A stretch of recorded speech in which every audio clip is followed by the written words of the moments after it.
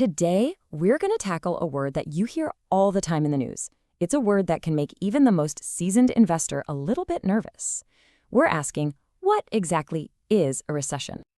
You've seen a headline just like this, right? It flashes across your screen, and maybe you feel that little jolt of anxiety in your stomach. It can all feel so abstract, but the truth is, these big economic shifts touch all of our lives, whether you're a recent grad looking for that first job or someone thinking about retirement.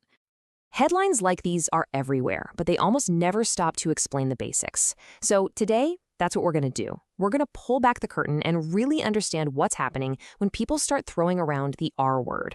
Let's get into it. Okay, so let's start with the absolute basics. Before we can make sense of the scary headlines, we need a clear definition. What does the word recession actually mean?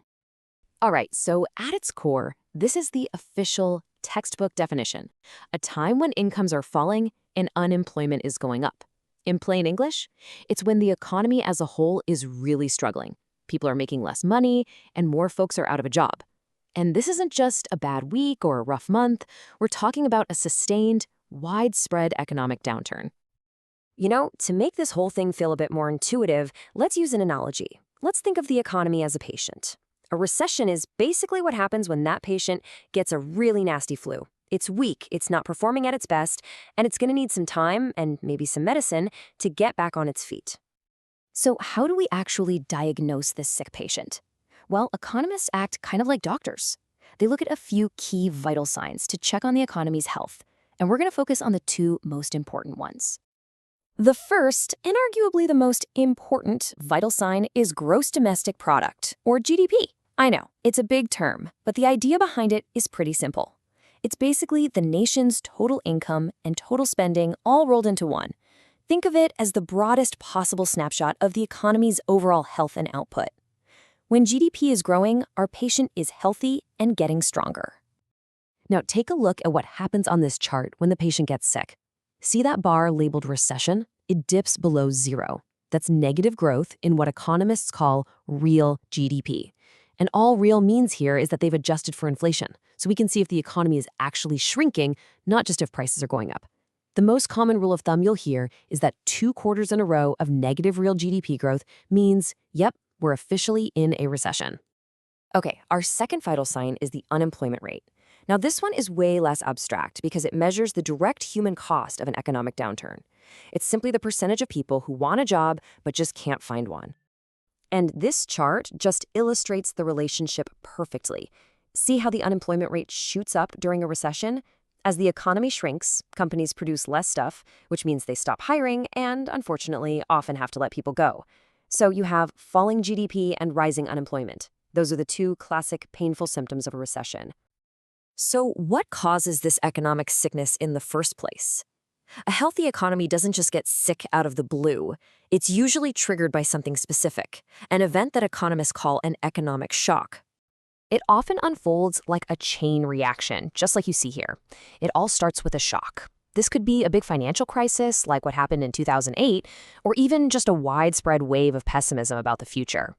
That shock totally shakes everyone's confidence, so nervous consumers and businesses start to pull back on spending.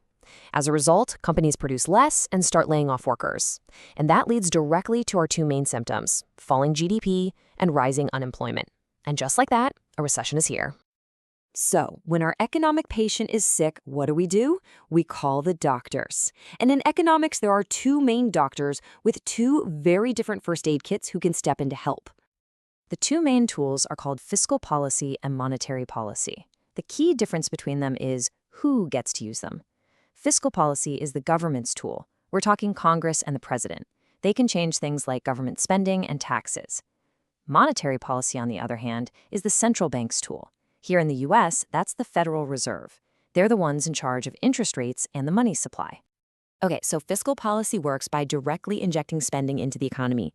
The government can start huge projects like building new roads and bridges, which creates jobs, or they can cut taxes, which leaves more money in your pocket, hoping you'll go out and spend it.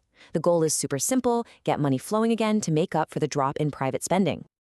Monetary policy is a bit more indirect.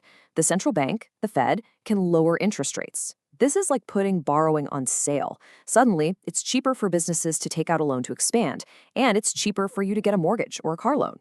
The goal here is to encourage all of us in the private sector to start borrowing and spending again on our own. So, if we have these powerful tools, why do we still have recessions? It's a fair question.